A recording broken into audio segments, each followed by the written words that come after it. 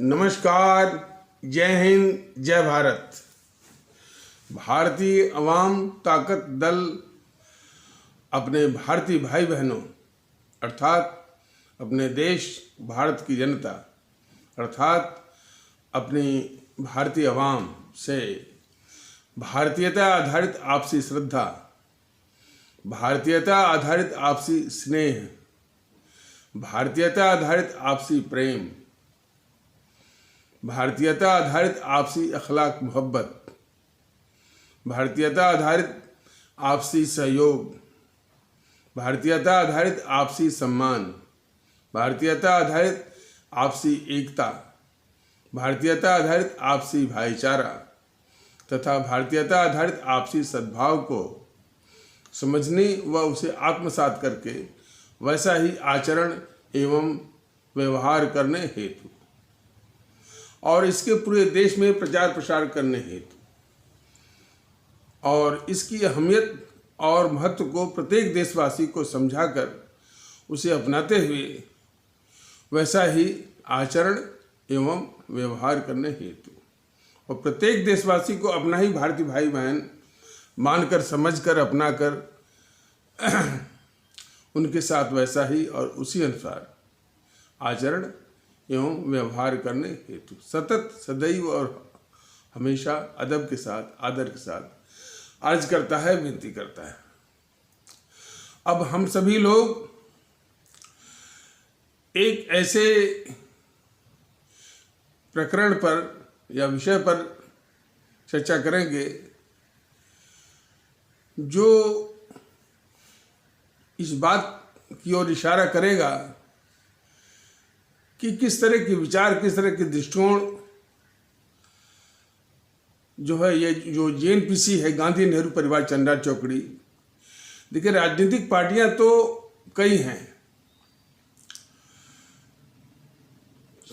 क्षेत्रीय दल हैं। उत्तर प्रदेश की जो है समाजवादी पार्टी, बहुजन समाज पार्टी है। पश्चिम बंगाल में टीएमसी उभरी है। दक्षिण की पार्टियां हैं डीएमके, एआईडीएमके, एमडीएमके, पीएमके, इस तरह से हैं। महाराष्ट्र में एनसीपी और शिवसेना है और भारतीय जनता पार्टी है। ये सारी जो दल है वो जीएनपीसी, गांधी नेहरू परिवार चांडाल चौकड़ी काकस की उपज है या उसकी संस्कृति और कार्यशैली की उपज है। अब बीजेपी जो कि अपने को डिफरेंट कहती है वो काफ़ी मायनों में वह जेएनपीसी के रक्षक के रूप में और उसी की शैली में ये अपने पार्टी का काम हो और चाहे देश चलाने का काम हो, वो दोनों कर रही है।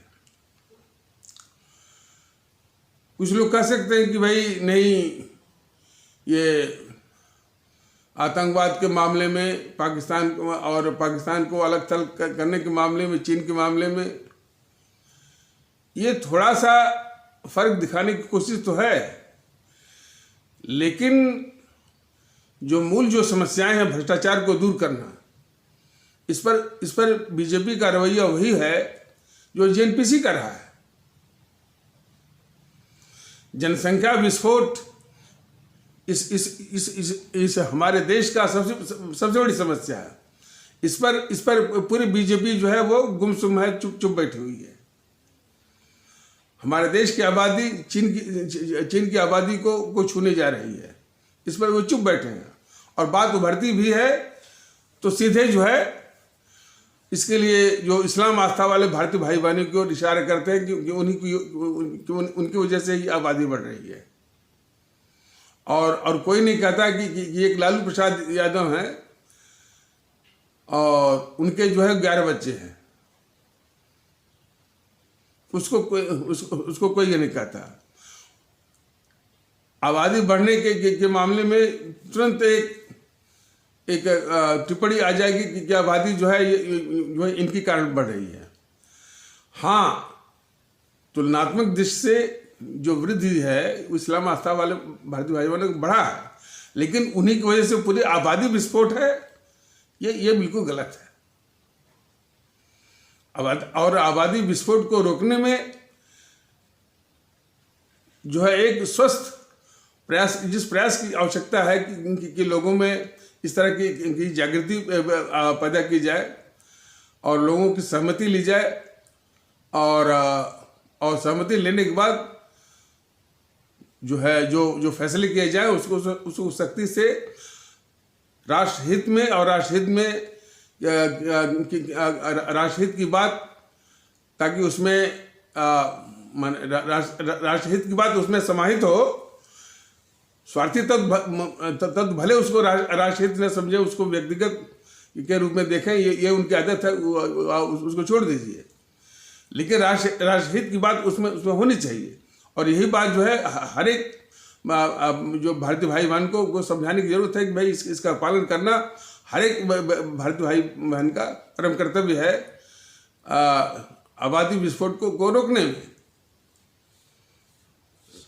जैसे कि चीन ने एक जोड़े पर एक बच्चे की पॉलिसी अपनाई थी, कुछ वैसा ही जो है वो भारत में वो करना पड़ेगा, लेकिन इसके लिए एक राम मशविरा करके और उनको ये समझा करके बता करके भाई ये राष्ट्रहित के लिए जरूरी है, और इसके बाद जो है समान रूप से और सख्ती से इसको लागू करने की आवश्यकता है। लेकिन नहीं, बीजेपी इस पर चुप है। शिक्षा जगत में जो शिक्षा का व्यवसायीकरण है, इस पर भी चुप है। भ्रष्टाचार का जो बोलबाला है, भ्रष्टाचार काफी कॉस्टली हो गया, महंगा हो गया है, इस पर भी बीजेपी चुप है।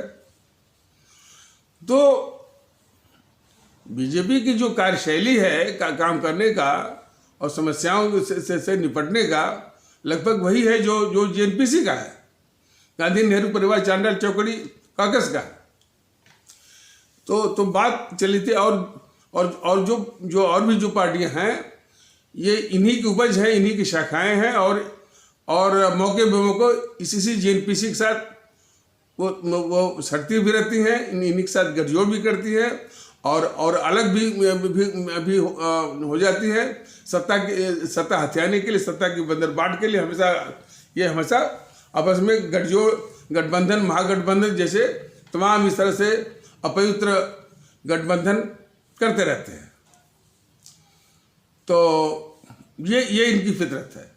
तो मुख्य रूप से जो भारत में, अपने देश भारत में मैंने जिसको राजनीति कहा जा रहा, तो उसे सच्चे अर्थ में ये राजनीति है ही नहीं। ये सबसे घटिया स्तर की स्वार्थ नीति है, देश विरोधी नीति है, भारत समाज विरोधी नीति है, जिसको इन सबों ने नाम दे रखा है राजनीति का। तो वो किस तरह के दृष्टिकोण को, किस तरह के नजरियों को, किस तरह की आदतों को उसने जन्म दिया और उसको पुख्ता किया, उसका एक नमूना जो है बताया जाएगा। अभी जो है सोनिया गांधी के बहुत करीबी, और जैसा कि कुछ लोग कहते हैं खासम खास, अहमद पटेल का निधन हुआ है। वो काफ़ी दिनों से वेदांता हॉस्पिटल में कोरोना से संक्रमित होकर के भर्ती थे। अहमद पटेल के विषय में एक कैपिटल टीवी करके यूट्यूब पर आता रहता है, उसमें कोई मनीष कुमार है, तो वो बता रहा था कि अहमद पटेल की क्या अहमियत थी सोनिया गांधी के लिए, और उस प्रकरण को भी और पुख्ता किया मनीष कुमार के वक्तव्य ने कि 2004 में जब किसी तरह से एक बहुत थिन मार्जिन से एनडीए की तुलना में 2-1 एमपी ज़्यादा हो गए इसके यूपीए के, तो सोनिया गांधी को जब प्रधानमंत्री बनाने की बात थी तो कुछ लोगों ने, राष्ट्रपति यही थे APJ अब्दुल कलाम, उनको बताया कि नागरिकता के सवाल पर सोनिया गांधी वो बन नहीं सकती। और कुछ लोग तो सुब्रमण्यम स्वामी तो यहाँ तक करें कि ये जो राहुल बहुत उछलता रहता है प्रधानमंत्री बनने के लिए, यह भी नहीं वो बन सकता, इसलिए कि इसकी भी नागरिकता बड़ी डाउटफुल है और विदेशों में इसने अपना नाम जो है राहुल विंसी करके लिखवाया हुआ है। तो खैर ये प्रकरण मैंने ये वास्तविकता अपने स्थान पर जो है सो है। तो जब ये तय हो गया कि सोनिया गांधी प्रधानमंत्री नहीं बन सकती, तो अहमद पटेल ने सारे पत्रकार मंडली को बुलाया और इस स्थिति को, कौन सी स्थिति कि सोनिया गांधी प्रधानमंत्री नहीं बन सकती, इसको एक बहुत त्याग के रूप में एक जो है उसका हवा खड़ा करवाया। तो मनीष कुमार के अनुसार जो है कि उसमें जो धुरी का काम था, पाइवटल रोल था, वो अहमद पटेल का था। और उसमें इसके पहले वो सोनिया गांधी के समर्थन में पहले से प्रिंटेड और एक समर्थन पत्र, यानी जितने भी MP हैं थे यूपीए के, मैंने जितने भी MP थे यूपीए के, उनसे समर्थन पत्र सोनिया गांधी के पक्ष में, और इस तरह से मैंने अंधेपन के साथ और चाटुकारिता के साथ कि उसमें वो सोनिया गांधी का भी एक पत्र था साइन किया हुआ कि मैं सोनिया गांधी खुद कह रही है कि मैं सोनिया गांधी को प्रधानमंत्री के लिए समर्थन देती हूँ। तो ये सीधा यानी उस जो चाटुकारिता की और अंधेपन की ये जो पराकाष्ठा है, और जो कि JNPC के मुख्य जो उसकी फितरत है, उनमें से एक, जितनी फितरतें हैं उनमें से एक फितरत है, यानी घटिया किस्म की चाटुकारिता और अंधेपन। तो उसी में जो समर्थन पत्र मैंने मैन्युफैक्चर किया गया था सोनिया के लिए, तो उसमें एक सोनिया का दस्तखत किया हुआ भी समर्थन पत्र था जो ये कह रहा था कि मैं सोनिया गांधी को प्रधानमंत्री के लिए समर्थन देती हूं। ये देखिए, तो ये JNPC इस देश के लिए तो अभिशाप है ही, सबसे बड़ी अभिशाप है, इस देश के शत्रु भी है, बहुत खूंखार औपनिवेशिक ताकत भी है, और कुछ अपवादों को छोड़कर ये शातिर और अपराधियों का गिरोह भी है, और सबसे बड़ी डकैत और लुटेरी भी है। तो और चाटुकार मंडली है, इसमें घटिया किस्म के चाटुकार मंडली का भी एक गिरोह है। और इसी प्रकार जो कि वो बता रहे थे अहमद पटेल की चाटुकार जो है पत्रकारों को भी इसने बुलाया और इस तरह से माहौल बनाया कि जो सोनिया गांधी प्रधानमंत्री नहीं बन सकती, उसको त्याग के रूप में वो हुआ खड़ा किया। तो ये काफी लोग जानते हैं इस बात को, और वही बात जो है वो प्रमाणित हो रही थी। और ये बात कई बार सुब्रमण्यम स्वामी ने इस बात को देश के सामने कहा था। देखिए, दुख इस बात का है कि जानते हुए भी आज भी इस JNPC को वोट क्यों मिल रहा है, प्रश्न यही है। अब वो जैसा कि मनीष कुमार बता रहे थे कैपिटल TV में कि 2004 के चुनाव में अटल बिहारी वाजपेयी के प्रभाव में आकर के अपने देश के काफ़ी इस्लाम आस्था वाले भारतीय भाई बहनों का समाज बीजेपी के पक्ष में माहौल बना रहा था। तो यही अहमद पटेल ही थे कि बीजेपी की ओर से इन्होंने उसको मोड़ दिया सोनिया गांधी की ओर। ये भारतीय जनता दल का ये कहना है, चाहे इस्लाम आस्था वाले भारतीय भाई बहनों का समाज हो, चाहे आज देखिए भारतीय जनता दल जातिवाद की बात बिल्कुल नहीं करता, लेकिन समाज के इन तबकों पर उसका निशाना जरूर है।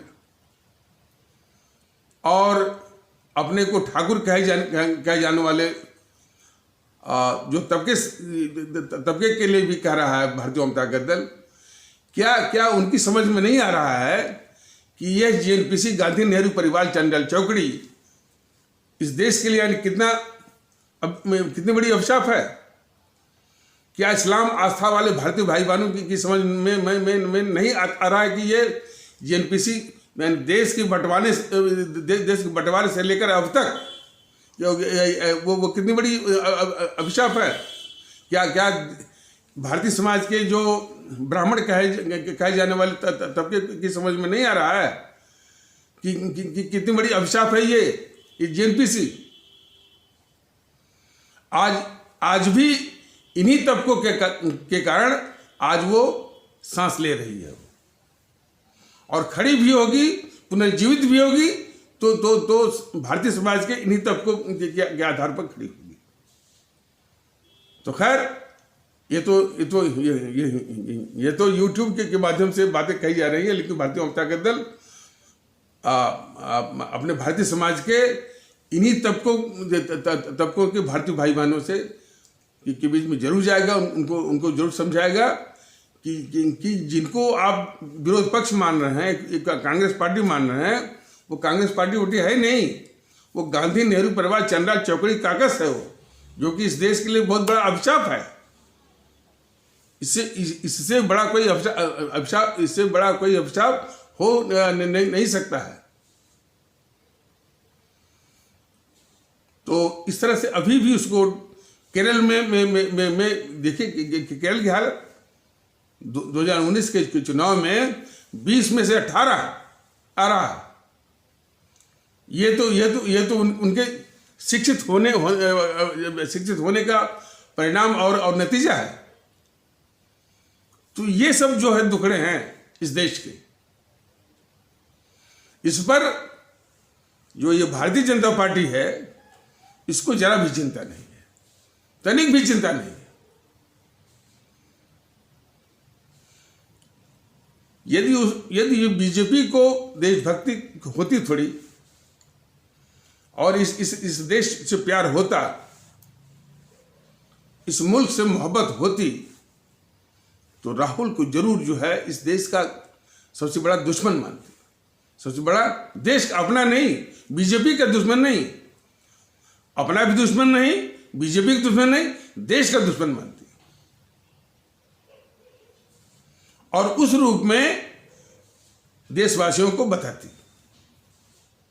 लेकिन नहीं, उसके जो सिपा सालार हैं यूट्यूब पर जरा देखिए, वो उसको पप्पू के रूप में पेश करके राहुल जो है कितना खतरनाक है जो है इस भारत मुल्क के लिए, इस सच्चाई से दूर रखने के लिए वो साजिश कर रही है बीजेपी की। यह मुल्क के खिलाफ सबसे बड़ी गद्दारी है कि राहुल ऐसे खतरनाक और देश विरोधी, पाकिस्तान परस्त, चीन परस्त और आतंकवादियों के साथ यानी वो खड़ा होने वाला, अपनी सेना के खिलाफ खड़ा होने वाला गद्दार जो है, गद्दार को ये बीजेपी जो है पप्पू के रूप में पेश करके उसके इस खतरनाक चेहरे को, खतरनाक वृत्ति को, खतरनाक चरित्र को ढकने की साजिश करके भारत के खिलाफ बहुत बड़ी गद्दारी कर रही है ये बीजेपी। तो बीजेपी कितनी बड़ी गद्दार है जो है इस देश की, यह देश को जानना बहुत जरूरी है। तो उस कैपिटल टीवी में जो मनीष कुमार कह रहा था कि ये अहमद पटेल जो है इसमें भी बड़े होशियार थे कि पत्रकारों को काफ़ी कंट्रोल करते थे, ये पत्रकार मंडली जिसमें यह रवीश कुमार जैसे चाटुकार हैं, किस मुंह से कहता है दूसरे को गोदी मीडिया। ये रवीश कुमार जो है पूरा 60-70 सालों तक जो है वो तलवे चाटते रहा, यानी इन गद्दारों का। और किस मुंह से दूसरे को बोलता है कि वो गोदी मीडिया है, मोदी मीडिया है। सवाल इस बात का है कि रवीश कुमार जैसे पत्रकारों का गिरोह जो है रहते यह मुल्क महफूज नहीं है। जेएनपीसी जैसे राजनीतिक संगठन के रहते हुए यह देश वो महफूज नहीं है। इसीलिए भारतीय जनता दल कहता है कि मोदी महोदय पहले इसका इंतजाम करिए, सड़क बनाना थोड़ा धीमा कर दीजिए, इसलिए कि ये हमेशा देश के खिलाफ, आतंकवादियों के पक्ष में, उपद्रवियों के पक्ष में, हिंसक तत्वों के पक्ष में हमेशा ये माहौल बनाते हैं। अब कोई बात बिगड़ती है तो सिर्फ इस्लाम आस्था वालों के खिलाफ जो है एक माहौल वो खड़ा करते हैं, ये बीजेपी वाले। ये बहुत ही गलत बात। इतनी बात सत्य है कि इस्लाम आस्था वाले भारतीय भाई बहनों के समाज में कुछ ऐसे असामाजिक तत्व हैं, कट्टरवादी हिंसक तत्व हैं, जो कि जीएनपीसी के एजेंट हैं। जीएनपीसी के एजेंट नहीं, बल्कि जीएनपीसी का जो अवतार है, ये केजरीवाल की पार्टी, आम आदमी पार्टी या केजरीवाल के भी एजेंट है। बात सत्य है। लेकिन कोई भी विप्लव होने के बाद, कोई भी विध्वंस होने के बाद, हिंसा होने के बाद, ये मीडिया और बीजेपी के लोग सिर्फ उन्हीं को टारगेट करके और जो इसका सरगना है उसको बचाने की कोशिश करते हैं। यही तो गद्दारी है इनकी। ताहिर हुसैन अमानतुल्लाह को पर निशाना साधेंगे। ताहिर हुसैन अमानतुल्लाह वो किस पेड़ की डाली उपत्ति हैं? केजरीवाल या जीएनपीसी उसको बचाएंगे ये बीजेपी वाले, मोदी और मोदी की सरकार। यही गद्दारी है बीजेपी की भारत के खिलाफ। तो आ जाइए उस पर जो कैपिटल टीवी में वो मनीष कुमार बता रहा था अहमद पटेल के विषय में। तो ये जो पत्रकारों का गिरोह है, मीडिया का जो गिरोह है, मीडिया माने प्रिंट मीडिया मान लीजिए, अखबार, ये आपका टाइम्स ऑफ इंडिया है, उसके कई प्रकरण हैं। टाइम्स ऑफ इंडिया है, फिर टाइम्स नाउ तो उसी का वो टीवी चैनल है, दिल्ली टाइम्स और इकोनॉमिक टाइम्स। ये सब घटिया किस्म के जो है ये चाटुकार हैं जीएनपीसी के। वही हाल जो है वो हिंदुस्तान टाइम्स का भी है। उसका जो संपादक कौन है, विनोद शर्मा, जरा उसको देख लीजिए।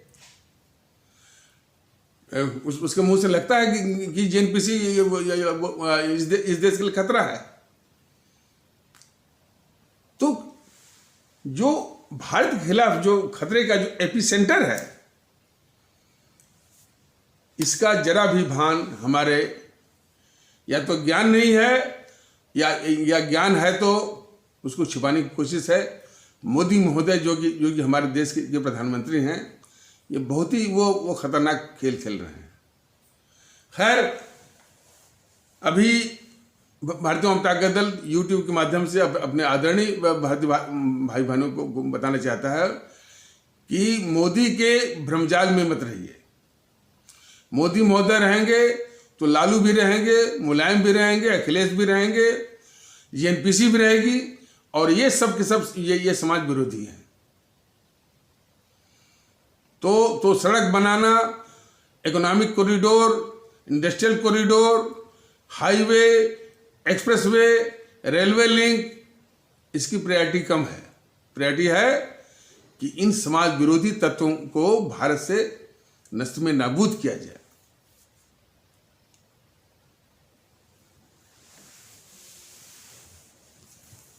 और इनके रहते यदि तमाम विकास हो गया तो इन उपद्रवियों की, आतंकवादियों की, हिंसक जो है वो हिंसक तत्वों की, भारत विरोधियों की बार्गेनिंग पावर और बढ़ जाएगी।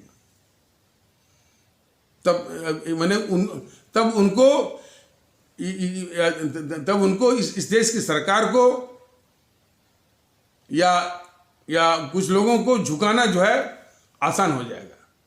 इसके उदाहरण में इसको समझाने के लिए भारतीय जनता दल ने बताया था कि फ्रांस की जो राजधानी थी पेरिस, तो जब ये द्वितीय विश्व युद्ध में जर्मनी जब आक्रमण करने जा रहा था फ्रांस के ऊपर, फ्रांस ने तुरंत जो है वो आत्मसमर्पण कर दिया, सिर्फ इसी बात को लेकर के कि आप हमारे पेरिस को बर्बाद मत करिए। तो वही स्थिति आ जाएगी। भारतीय जनता दल ये आगाह कर रहा है मोदी जी को कि पहले इन तत्वों के विषय में सोचिए। लेकिन भारतीय जनता दल देख रहा है कि ये करने वाले नहीं है। मोदी जी जैसे लोग इस देश के शत्रु हैं। शत्रु इसलिए हैं कि ये सारे शत्रुओं की रक्षा कर रहे हैं, इसलिए शत्रु हैं। डायरेक्टली शत्रु नहीं है। शत्रुओं की रक्षा करने वाला भी इस देश का शत्रु होता है। वो कैसे वो लालू बैठा जेल में जो है वो एमएलए खरीद रहा है? मोदी जी बताइए। आप प्रधानमंत्री, आपका वो मुख्यमंत्री नीतीश कुमार वहीं पर बैठा हुआ है और कैसे वो खरीद रहा है भाई? तो सारे समाज विरोधियों को, भारत विरोधी और देश विरोधियों को आप मोदी जी पाल रहे हैं। और न तो आपको देश का ज्ञान है, न तो देश की संप्रभुता का ज्ञान है। कन्हैया कुमार ने सीधे वो नारा लगवाया कि भारत तेरे टुकड़े हो गए, आपको असर ही नहीं हुआ। अरे जिस देश को आज़ाद कराने के लिए हमारे सुभाष चंद्र बोस ने, भगत सिंह ने, चंद्रशेखर आज़ाद ने, अशफाकुल्ला ने जान दी, आज उसी देश के टुकड़े का नारा वो सरेआम लग रहा है, आप पर असर नहीं हुआ। थोड़ी भी आप में राष्ट्रभक्ति की गैरत होती तो उसको तुरंत जो है वो सेना के हवाले करते आप। और इस तरह की और इसकी देश के साथ गद्दारी की हद यहीं तक नहीं रुकी। इसके बाद वो राहुल आ गया, राहुल गांधी आ गया इसके समर्थन में, कन्हैया कुमार के। केजरीवाल आ गया,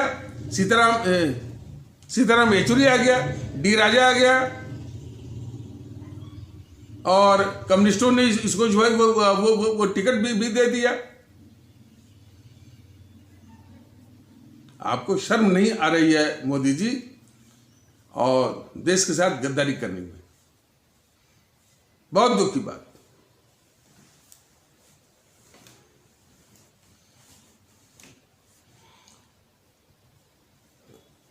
तो वो जो कैपिटल टीवी वाला जो मनीष कुमार बता रहा था, ऐसे लोग, अच्छा, और बाद में उसकी जो एंकर थी, कोई लेडीज थी, महिला, तो वो कह रहे कि इसे तो लगता है कि कांग्रेस जो है उसको पुनर्जीवित होने में बड़ी दिक्कत हो रही थी।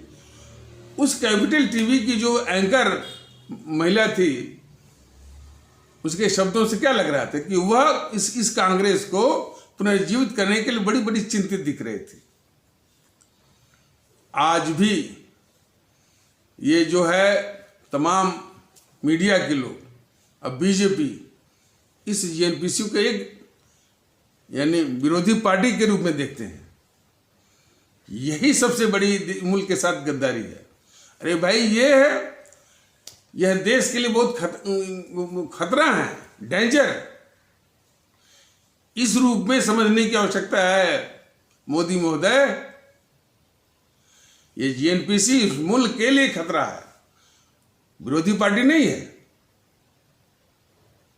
चिदम्बरम जब पकड़ा गया और जेल में था, आपकी पूरी सरकार लग गई, लेकिन उससे एक शब्द नहीं वो कलवा पाए, क्योंकि आपकी पूरी सरकार उसको मानती थी कि ये हमारे भूतपूर्व वित्त मंत्री हैं। यही तो आपके सोच में, आपके दृष्टिकोण का लोचा है कि जिसने इस देश का पैसा लूटा है तो वह इस देश का डकैत है, लुटेरा है, न कि वो भूतपूर्व वित्त मंत्री है। और इसलिए जितनी डिग्री ऑफ टॉर्चर से वो बात मुंह खोल सकता था, आपने ऐसा नहीं किया। यह तो एक नमूना है। विजय माल्या, मेहुल चौकसी, नीरव मोदी, ये सब उपज है जेएनपीसी के, लेकिन आप पूरे 5-6 साल तक आरोप झेलते रहे कि आपने इसको भगा दिया। आपने यानी जेएनपीसी के पाप को अपने ऊपर ले करके जेएनपीसी के पाप को ढक दिया। तो ये देश के साथ जो गद्दारी है वो आपके द्वारा वह देश भूलेगा नहीं, जरूर इसका वो लेगा हिसाब। तो कैपिटल टीवी में जो मनीष कुमार बता रहा था कोई अजूबी बात नहीं थी, और उसकी जो एंकर जो चिंता कर रही थी कि ये कांग्रेस पार्टी जो है वो जीवित नहीं हो पाएगी, उसके इस दृष्टिकोण से ही लगता है कि लोग जो है उसके जितने भी टीवी चैनल हैं और भी है बीजेपी के लोग हैं जो कि ये कांग्रेस जो है अब जिंदा नहीं हो पाएगी।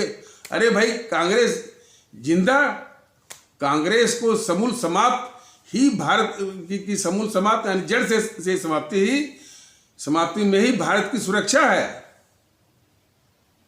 और उनकी जो चिंता करते हैं कि यह पुनः जीवित होना चाहिए, निश्चित रूप से उस देश के शत्रु हैं।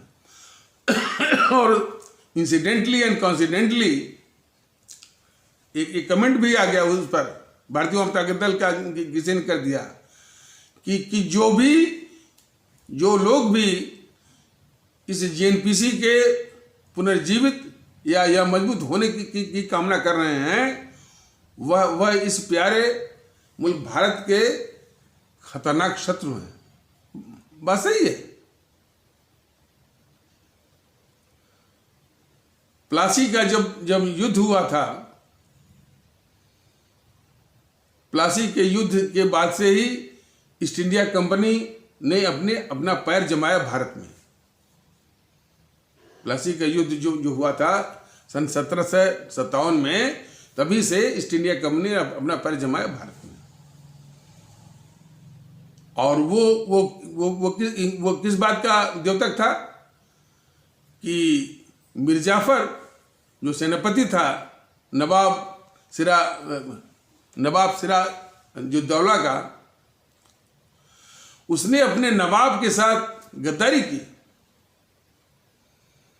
और वो ईस्ट इंडिया कंपनी के क्लाइव से जा मिला और नवाब सिराजुद्दौला की 18,000 सेना को ईस्ट इंडिया कंपनी के क्लाइव के महज 300 सैनिकों के आगे आत्मसमर्पण सरेंडर करवाया उसने। ये दुखद जो घटना हो रही थी, इसको 1 लाख भारत के लोग देख रहे थे। उन भारत के लोगों में ये बात नहीं आ रही थी कि ये क्लाइव ये शत्रु है हमारा भी, मीर जाफर का भी, नवाब सिराजुद्दौला का भी, भारत का भी। उनके दिमाग में यही था कि चलो भाई, ये नवाब सिराजुद्दौला मुसलमान है ना, इसकी रियासत जा रहे तो ठीक ही है। वही दृष्टिकोण का अंश आज भी प्रचलित है। आपसी बहमनस्य के चलते देश के दुश्मनों की पहचान नहीं हो पा रही है। भारतीय जनता का दल बराबर ये निवेदन कर रहा है कि जिन अमर शहीदों ने अपनी कुर्बानी दे करके, अपना खून दे करके इस देश को आज़ाद कराया, कम से कम उनके नज़रिए से देखिए तो बहुत आसानी से आपको दिख जाएगा कि ये जेएनपीसी कितनी बड़ी दुश्मन है इस देश की। इस जेएनपीसी की रक्षा करने वाले ये बीजेपी जो है कितनी बड़ी दुश्मन है जो है भारत के। ये जो कम्युनिस्ट वाले हैं ये चीन की फंडिंग पर, चीन के इशारे पर भारत के अंदर जो है अपना जो है विस्तार किए हुए हैं। और इनका विस्तार है कहाँ? जितने भी कर्मचारी संगठन हैं उसकी जो यूनियन वहाँ पर ये पैर वो जमाए हुए हैं।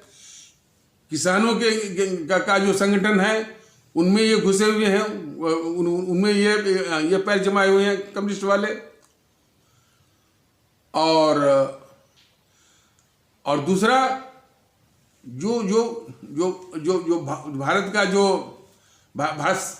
जो शासन प्रशासन का जो मर्म है, जो वाइटल्स है, जैसे ब्यूरोक्रेसी, इनमें जो है एक जो है इन सबों ने वो जो गद्दार थी इंदिरा, उससे मिलकर के एक जेएनयू वो बनवा दिया और यहाँ पर सारे कम्युनिस्ट वाले बैठ गए और यहीं से जो है आईएएस की तैयारी करके वो घुस गए इसमें ब्यूरोक्रेसी में। तो ब्यूरोक्रेसी में भी ये कम्युनिस्ट माइंडेड के लोग घुसे हुए हैं। जुडिशियरी में भी कम्युनिस्ट माइंडेड के लोग घुसे हुए हैं। कम्युनिस्ट माइंडेड का एक जो है बहुत बड़ा ये बौद्धिक वर्ग है, भारत विरोधी। उसी प्रकार जो है पत्रकारों का भी एक गिरोह है, मीडिया का भी एक गिरोह है। ये सब खतरे हैं ये भारत के खिलाफ। इस पर एक शब्द भी इसे गद्दार मोदी का जो है वो वक्तव्य नहीं आता है। बात करते हैं कि सबका साथ, सबका विकास, सबका विश्वास। इन परिस्थितियों में कोई भी बताए कि कैसे जो है सबका साथ संभव होगा, सबका विकास संभव होगा और सबका विश्वास संभव होगा। इतने बड़े खतरे कम्युनिस्ट के टेंटेकल्स जो है यहाँ पर जो है घुसे हुए हैं। एनपीसी तो खैर इस तरह का माहौल वो बनाई हुई है। ब्यूरोक्रेसी में भी communist minded. The Hindu paper, अरे एक मामूली जो है द हिंदू पेपर जो है दिन रात जो है चीन के पक्ष में ये वो माहौल बनाता है भारत के खिलाफ। क्या कर रहे हैं मोदी जी और उनके ये मंत्रीगण। और यही नहीं, जितने भी ये भारत विरोधी ये मीडिया हैं, जैसे आपका एनडीटीवी है, आपका आज तक वाला है, वो है धड़ाने से ये वो इंटरव्यू देते हैं बीजेपी और बीजेपी के मंत्री। कोई आभास नहीं होता है कि ये जो मीडिया थोड़ा बहुत, चूंकि सरकार है मोदी जी की, तो थोड़ा बहुत चाटुकारता है तो कर देते हैं मोदी जी की। लेकिन उनका जो डीएनए है, उनका जो फितरत है, वो जेएनपीसी के पक्ष में है। जेएनपीसी मतलब भारत विरोधी। तो बहुत बेहिचक जाकर के वो जो है इंटरव्यू देंगे, साक्षात्कार देंगे, जरा भी आभास नहीं होगा कि ये भारत विरोधी हैं। तो ये सारी गतिविधियां जो है, देखिए ये भारतीय जनता दल जो मैंने कई रूपों में जो बता रहा है, ये आपको भी दिखेगा, बशर्ते आप जो है वो सुभाष चंद्र बोस, भगत सिंह, चंद्रशेखर आजाद, अशफाक उल्लाह के जज्बे से आप देखेंगे, बहुत आसानी से आपको दिख जाएगा कि कितनी खतरनाक जेएनपीसी है और कितना खतरनाक ये बीजेपी है जो कि इसकी रक्षा कर रही है। और अहमद पटेल जैसे लोग तो वही जैसे कि वो यानी मीर जाफर था वही तुलना उनकी हो सकती है। और क्या कहा जाए। तो जरूरत इस बात की है कि हमारे उन अमर शहीदों की कुर्बानी और शहादत की प्रेरणा के अनुसार भारतीयता का माहौल लाने की कोशिश की जाए। इसके अलावा भारत को बचाने का और कोई रास्ता नहीं है। यह निवेदन भारतीय जनता दल बराबर कर रहा है और इसका जज्बा जगाइए, तभी अहमद पटेल जैसे लोगों की अहमियत और इस मुल्क से जाएगी। अहमद पटेल जैसे लोग इतिहास के पन्नों में गद्दारों के रूप में गिने जाएं, इसकी आवश्यकता है। जो नेहरू परिवार की चाटुकारिता करे और जो नेहरू परिवार को बचाए वो इस देश का गद्दार है। तो जरूरत इस बात की है और जरूरत इस बात की है कि हम जो है पूरे देश के लोग हमारे आदरणीय राष्ट्रभक्त शिरोमणि नेताजी सुभाष चंद्र बोस, शहीद आजम भगत सिंह, अमर शहीद चंद्रशेखर आज़ाद, अमर शहीद अशफाक उल्लाह, अमर शहीद खुदीराम बोस, अमर शहीद सुब्रमण्यम भारती, अमर शहीद श्रीमती रानी लक्ष्मीबाई, अमर शहीद श्रीमती रानी चंद्रमा, अमर शहीद श्रीमती रानी गडलू, इनकी कुर्बानी शहादत के आधार पर भारतीयता की जो अर्ज है, भारतीयता की जो भावना है, जो जज्बा है, जो आचरण है, जो व्यवहार है, उसको अपनाने और प्रसारित करने की आवश्यकता है।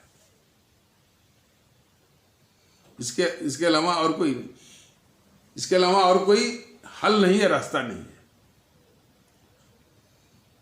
जब इस नजरिए से देखेंगे तो मोदी जी भी इस देश के खिलाफ बहुत बड़े गद्दार आपको दिखेंगे।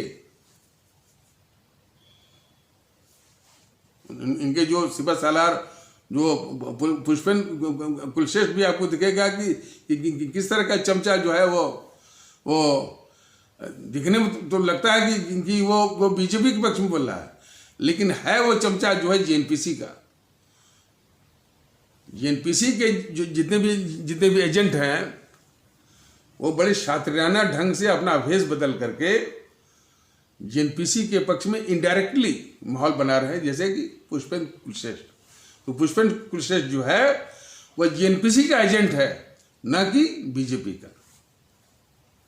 तो इन्हीं आवश्यक शब्दों के साथ इस आवश्यक परिचर्चा को यहीं पर विराम दिया जाता है। तब तक के लिए नमस्कार, जय हिंद, जय भारत।